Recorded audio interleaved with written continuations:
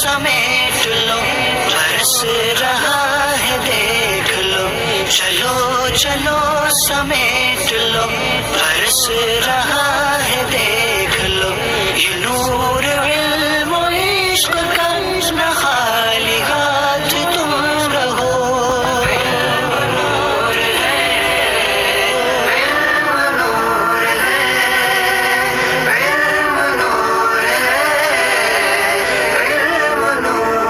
بسم اللہ الرحمن الرحیم، الصلاۃ والسلام علیک یا رسول اللہ،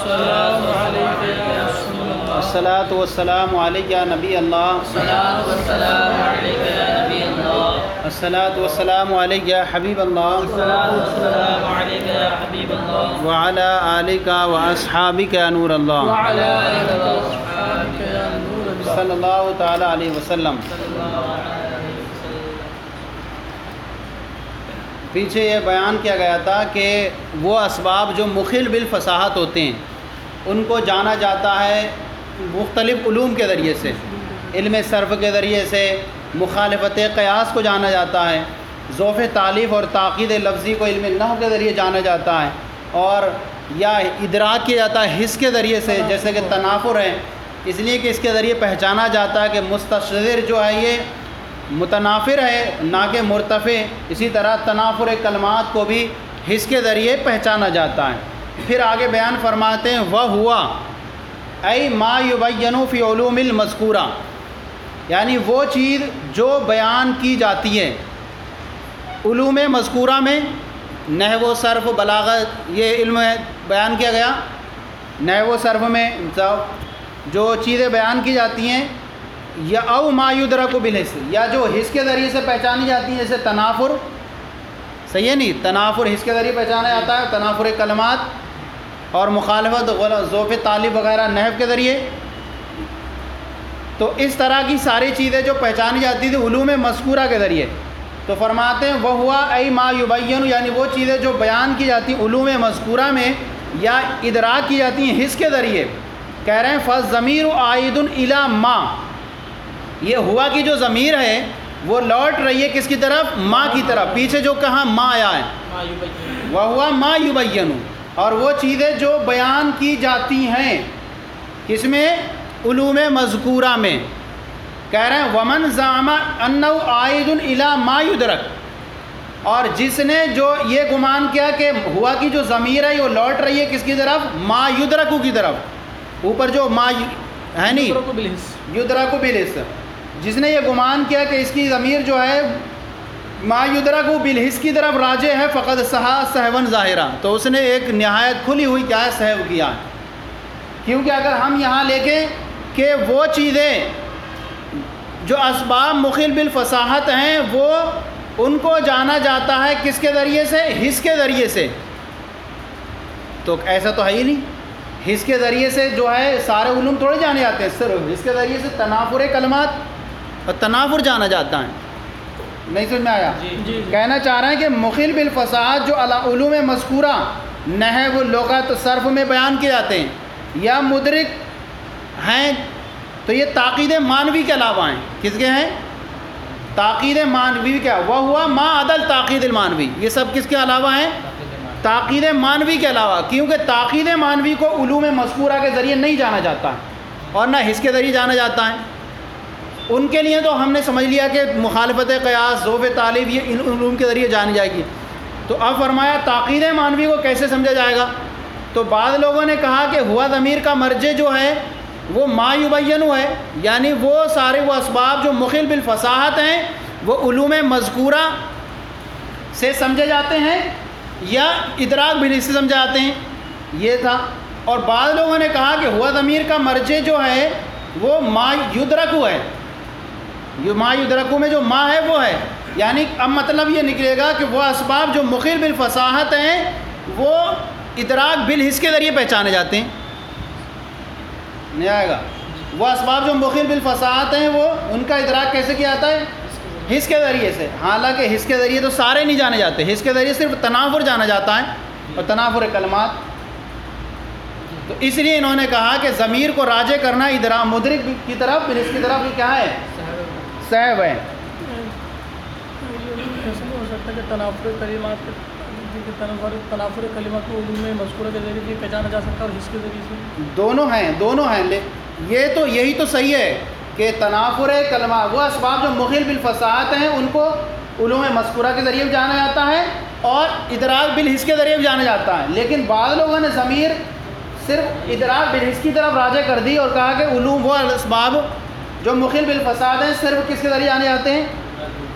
ادراک بالحس کے ذریعے جانے جاتے ہیں۔ تو ایسا نہیں ہے، صرف اس کے ذریعے صرف تنافر جانا جاتا ہے۔ یعنی بعض لوگوں کا خیال ہے کہ ہوا ضمیر کا جو مرجع ہے وہ ما یدرک بالحس ہے۔ کیا ہے؟ شارح فرماتے ہیں ان کا یہ خیال غلط ہے، کیونکہ اس وقت مطلب یہ ہوگا یعنی مدرک بالحس جو ہے وہ صرف تاخیر معنوی کے علاوہ ہے۔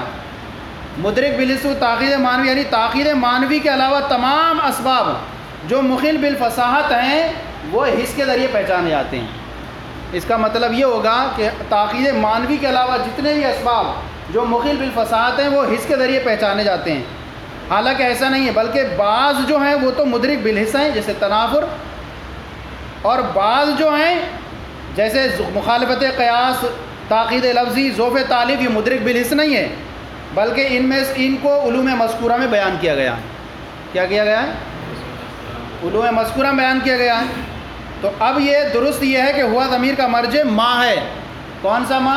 ما یبینو میں جو ما ہے، نہیں سمجھ آیا؟ ہوا ضمیر کا مرجع کیا مان لیں؟ وہ ما ہے جو علوم ما یبینو میں ما ہے۔ تو اب یہ معنی ہو جائے گا کہ وہ اسباب جو تاقید معنوی کے علاوہ ہیں ان کو، وہ اسباب جو مخل بالفصاحت ہیں ان کو بیان کیا جاتا ہے علوم مذکورہ میں، اور ما یدرک بالحس یا حس کے ذریعے سے پہچانے جاتے ہیں۔ تو حس کے ذریعے سے تنافر کلمات پہچانا جائے گا، تنافر اور ضعف تعلیم، مخالفت قیاس وغیرہ یہ علوم مذکورہ میں سمجھے جائیں گے۔ کہہ رہے ہیں اذ لا یعرف بتلک العلوم، اس لیے کہ ان علوم کے ذریعے سے نہیں جانا جاتا ہے تاقید معنوی کو، ولا بالحس، اور نہ ہی حس کے ذریعے سے، یعنی تمییز السالم من التاقید المعنوی، کیا ہے؟ سالم کہیں گے مدرک بالحس کے ذریعے سے، تو اب کہیں گے اذ لا یعرف بتلک العلوم، کیونکہ ان علوم کے ذریعے نہیں جانا جاتا تاقید معنوی کو، ولا بالحس، اور نہ ہی حس کے ذریعے سے، یعنی سالم من التاقید المعنوی کو غیر سالم من التاقید المعنوی کا ممتاز کرنا، سالم من التاقید المعنوی کو غیر سالم من التاقید المعنوی سے ممتاز کرنا، یہ حس کے ذریعے سے نہیں پہچانا جاتا۔ تو اب جب نہیں پہچانا جاتا تو اس کے لیے کوئی نہ کوئی تو چیز چاہیے اس کو پہچاننے کے لیے تاقید معنوی کو۔ تو کہہ رہے ہیں فعلم ان مرجع البلاغت بعض مبین فی علوم المذکورہ، تو پتہ چلا کہ بلاغت کا مرجع بعض وہ ہے جس کو بیان کیا گیا علوم مذکورہ میں، و بعض مدرک بالحس، اور بعض وہ ہیں جن کو ادراک کیا گیا حس کے ذریعے۔ حس کے ذریعے کون؟ تنافر کلمات، و بقی الاحتراز، اب بچا کیا؟ اب یہ بچا کہ معنی مراد کو ادا کرنے میں غلطی سے بچنا۔ تاقید معنوی کو بیان نہیں کیے لوگ، کیا تاقید معنوی کے علاوہ ہیں؟ تاقید معنوی جو ہے وہ اس میں ہم بیان کی جائے گی، اس میں بیان کریں گے۔ ہاں تو اب تاقید معنوی تو پیچھے سے بیان نہیں کی گئی، کیونکہ وہ جو چیزیں جو اسباب مخل بالفصاحت ہوتی ہیں وہ تاقید معنوی کے علاوہ ہیں، اور وہ پہچانی جاتی ہیں علوم مذکورہ کے ذریعے سے یا مدرک بالحس کے ذریعے۔ اب تاقید معنوی کو کیسے پہچانے؟ تو کہہ رہے ہیں بقی الاحتراز عن الخطأ فی تادیۃ المعنی المراد، اب بچا یہ کہ معنی مراد کو ادا کرنے میں غلطی سے بچنا، والاحتراز عن تاقید المعنوی، اور یہ کہ تاقید معنوی سے بچنا، یہ کیسے پہچانے ہم؟ تو کہہ رہے ہیں اب اس کو جاننے کے لیے ضرورت پڑی کوئی اور چیز ہم نکال کے لائیں، تو کہہ رہے ہیں فمست الحاجۃ الی وضع علمین، تو اب ضرورت پڑی ایسے دو علموں کو وضع کرنے کے لیے، مفیدین لذالک، جو اس کا فائدہ دینے والے ہوں، کس کو؟ تاقید معنوی اور معنی مراد کو ادا کرنے میں غلطی سے بچانے والے ہوں۔ فوضعوا علم المعانی للاول، تو پہلے والے کے لیے، کس کے لیے؟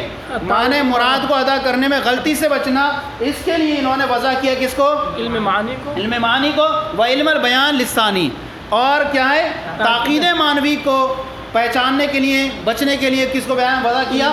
علم بیان کو، کہ معنی مراد کو ادا کرنے میں غلطی سے بچنا پہلا ہو گیا، اور ساتھ ہی ساتھ ایک لفظ کو وضاحت اور خفا کے اعتبار سے چند معنی میں استعمال کرنا، یہ علم بیان میں ہوتا ہے۔ تو تاقید معنوی میں کیا ہوتا ہے؟ جیسے کئی معنی تھے، شاعر نے یہ معنی مراد لیا ہے، تو یہ علم بیان میں ہوا۔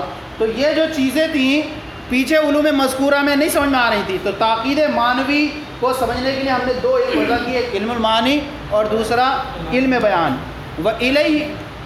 وَإِلَيْهِ أَشَارَ بِقَوْلِهِ، اور اسی کی طرح مصنف نے اشارہ فرمایا اپنے اس قول کے ذریعے، وَمَا يُعْتَرَضُ بِهِ عَنِ الْأَوَّلِ، اور جس کے ذریعے سے پہلے والے سے بچا جاتا ہے، یعنی معنی مراد کو ادا کرنے میں غلطی سے بچنا، علم المعانی، تو وہ کیا ہے؟ علم معنی۔ وَمَا يُعْتَرَضُ بِهِ یعنی تاقید المعنوی، اور جس کے ذریعے سے تاقید معنوی سے بچا جاتا ہے وہ علم بیان ہے۔ وَسَمُّوا هَذَيْنِ الْعِلْمَيْنِ علم البلاغت، بعض لوگوں نے انہی دونوں کا نام علم بلاغت رکھ دیا، کہا نہیں علم بدی تو ہے ہی نہیں، اصل بلاغت کس چیز کا نام ہے؟ علم بیان کا، یعنی کلام جو ہے معنی مراد ادا کرنے میں غلطی سے بچ گئے اور کلام مقتضی حال کے مطابق ہو گیا تو ہو گیا علم بلاغت۔ اس کے اوپر جو ہم سواریں گے وہ تو کیا ہوگا؟ حسن عارضی ہوگا، حسن عارضی ہوگا، حسن داخلی تو اس کے اندر ہے ہی۔ کہہ رہے ہیں ان دونوں کو، اب بعض لوگوں نے انہی دونوں کا نام علم بلاغت رکھ دیا، کیوں؟ لمکان مزید اختصاص، ان کے لیے ایک ایسی مزید خصوصیت ہونے کی وجہ سے ان دونوں کے لیے بلاغت میں یعنی کیا بہت اعلیٰ درجے پر ہیں، تو انہی کی طرف نسبت کرتے ہوئے کہہ دیا گیا بلاغت کہہ دیا گیا۔ جیسے کہ آنے والے بہت سارے لوگ ہوتے ہیں لیکن کسی ایک کی طرف کہتے ہوئے کہہ دیتا ہے فلاں شخص آئیں، وہ صاحب آئیں، دوسرے لوگ آتے ہیں ان کے ساتھ ان کو نہیں بیان کیا جاتا، جیسے اسٹیج پہ بیٹھے ہوئے لوگ ہوتے ہیں تو ان میں بڑی بڑی ہستیوں کا نام بیان کر دیتے ہیں، اور کس کا نام لوں کس کو چھوڑوں، ہر ذرہ جہاں پر ہے وہ تو اس طرح سے بیان کرتے ہیں۔ تو یہاں دو کو بیان کر دیا، علم بدی تھا وہ اس کا تعلق اتنا نہیں تھا اس کو، تو بعض لوگوں نے ان دونوں کو بیان کر دیا۔ ان دونوں کا نام ہی جو ہے علم بلاغت رکھ دیا گیا، ان کی مزید اختصاص خصوصیت ہونے کی وجہ سے ان دونوں کے لیے بلاغت میں وَإِن کہہ رہے ہیں آگے وَإِن كَانَتِ الْبَلَاغَةُ تَتَوَقَّفُ عَلَى غَيْرِهِمَا، اگرچہ بلاغت ان دونوں کے علاوہ دوسرے اور علوم پر بھی موقوف ہوتی ہے، دوسرے اور علوم پر بھی موقوف ہوتی ہے، لیکن ان دونوں کو خصوصیت کی وجہ سے ذکر کیا۔ ثُمَّ احْتَاجُوا لِمَعْرِفَةِ التَّوَابِعِ الْبَلَاغَةِ، پھر آپ ضرورت پڑی کہ بلاغت کے توابع کو جاننے کے لیے اِلَى علم آخر، بلاغت کے توابع کو جاننے کے لیے دوسرے علم کی ضرورت پڑی، فَوَضَعُوا ذَلِكَ علم البدی، تو انہوں نے اس کے لیے کیا کر دیا؟ علم بدی کو وضع کر دیا۔ وَإِلَيْهِ اشارہ بقولی، اور اس کی طرف اشارہ فرمایا اپنے اس قول سے، وَمَا يُعْرَفُ بِهِ وُجُوهُ التَّحْسِينِ علم البدی، اور جس کے ذریعے کلام کے حسن کو طریقوں کو پہچانا جاتا ہے وہ علم بدی ہے۔ فرمایا وَلَمَّا كَانَ هَذَا الْمُخْتَصَرُ فِي عِلْمِ الْبَلَاغَةِ وَتَوَابِعِهَا، جب یہ ایک مختصر کتاب علم بلاغت اور اس کے توابع میں ہے، انحصر مقصودہ فی ثلاثۃ فنون، تو اب مصنف کا جو مقصد ہے وہ کیا ہو گیا؟ منحصر ہو گیا، کس میں؟ تین علوم میں۔ اب کہہ رہے ہیں کہ وَكَثِيرًا فِي النَّاسِ يُسَمَّى الْجَمِيعُ علم البیان، چار قول ہیں یہاں پر، کتنے ہیں؟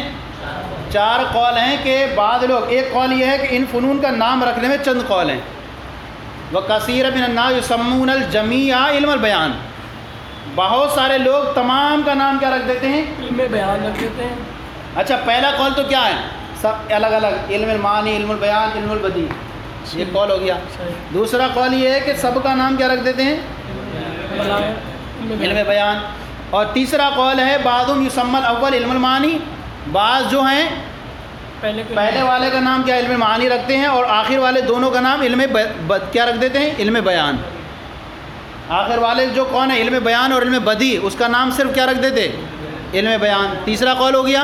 اور چوتھا قول یہ والثلاثۃ علم البدی، پورے کا علم بدی کے، اور یہ تیسرا قول یہاں پر ہے لیکن وہ پہلے الگ چھوڑ دیا یہاں پر، کیوں؟ وہ تو ہے ہی جو سب کے سامنے رائج ہے۔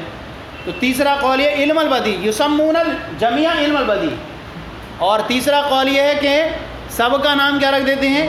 علم بدی رکھ دیتے ہیں۔ ولا یخفی وجوہ المناسبت، اور مناسبت کی وجہ جو ہیں یہ مخفی نہیں ہے۔ مناسبت کی وجہ آپ یہاں دیکھ لیں، یہاں لکھی ہوئی ہیں مناسبت کی وجہ، کہہ رہے ہیں کہ اول کا نام علم معنی کیوں رکھتے ہیں؟ کیونکہ اس کا تعلق ان معنی سے ہوتا ہے جس کے لیے کلام کو لایا جاتا ہے، جی اس کا تعلق ان معنی سے ہوتا ہے جس کے لیے کلام کو لایا جاتا ہے۔ اور رہا دوسرے کا نام علم بیان کیوں رکھتے ہیں؟ اس لیے کہ معنی مراد کو ادا کرنا مختلف طریقوں سے وضو اور خفا کے اعتبار سے ہوتا ہے، اس سے بیان کے ذریعے سے ہوتا ہے، کیونکہ اس کا تعلق بیان کے ذریعے ہوتا ہے۔ معنی مراد کو ادا کرنا ہے وضو خفا کے اعتبار سے، وہ بیان کے ذریعے ہوگا، تو اس لیے بیان رکھ دیتے ہیں۔ اور تیسرے کا نام بدی کیوں رکھ دیتے ہیں؟ کیونکہ یہ جو ہیں اس میں جو ساری چیزیں ہیں وہ ایسے انوکھی چیزوں پر مشتمل ہوتی ہیں، خوبصورت چیزوں پر، اس لیے اس کا نام کیا رکھ دیتے ہیں؟ بدیع رکھ دیتے ہیں۔ اور رہا جو لوگ ساروں کا نام علم بیان رکھ دیتے ہیں تو وہ کیوں؟ کیونکہ تمام علوم جو ہیں وہ بیان سے ہی تعلق رکھتے ہیں، صحیح یعنی ما فی الضمیر کو اظہار کرنا، ما فی الضمیر کا اظہار کرنا سارے کا تعلق کس سے ہوتا ہے؟ قوت بیان سے ہی ہوتا ہے۔ اس لیے بعض لوگ سب کا نام علم بیان رکھ دیتے ہیں، اور بعض لوگ جو ہے سب کا نام علم بدیع کیوں رکھ دیتے ہیں؟ کیونکہ اس کے جو وجوہ اور محاسن ہوتے ہیں وہ ہر ایک الگ الگ حسن طریقے پر ہوتا ہے، تو ہر ایک اس کا جو ہے وہ خوبی مشتمل ہے، اس لیے سب کو کہہ دیتے ہیں بدیع ہے، یہ انوکھی ہے۔